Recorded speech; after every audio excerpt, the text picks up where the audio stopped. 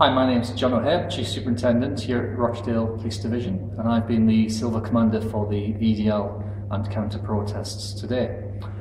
Real challenging operation. We had not that much time to plan it, given the short notice, but what we did was build the plan around expectations, experience, and also liaison with the organisers.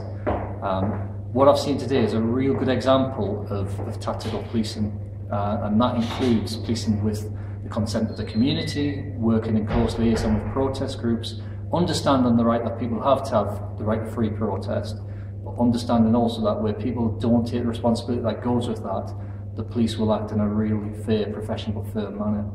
What's been particularly impressive about this operation is the use of the community mediators. I've seen some fantastic examples where in the past where we'd have had to use police horses, dogs or batons, we've been using community mediators who've just been able to reduce tensions, deal with individuals in a moderate way and move people on. This has been a successful day for the police, for the town and for everybody involved in it, and I really do want to thank everybody who's provided that support. Without them we couldn't have done it. We've been speaking to Mr Ellis, Chief Executive of the Council, before, and he was just saying that had this gone wrong, then the repercussions for Rochdale and police and communities could have been particularly bad. So how pleased are you that it's gone well today, relatively speaking? I know there have been arrests, but it's gone relatively well.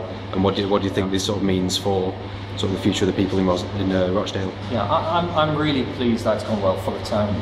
It's got some real challenges, but the vast majority of people in there are good, sound, honest people, and that's who I serve. I do agree. If this had gone wrong and we've had some fallout from it, it wouldn't have done the town any good, particularly this time when there are so many challenges.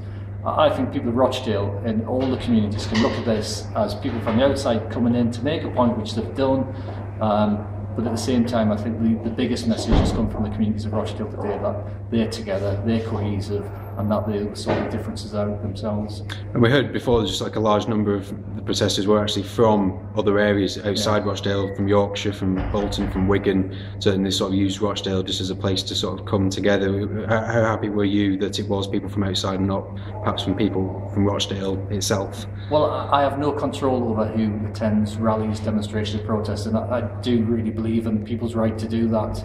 I suppose what I'm happy about is there wasn't that much of a turnout against the rally from the people of Rochdale, from the communities, because I think they have the trust in us to know that we would have policed it accordingly, and they have the trust in each other to know that it was the best thing to go was not to inflame the situation and put the focus on Rochdale as opposed to the focus on some other towns.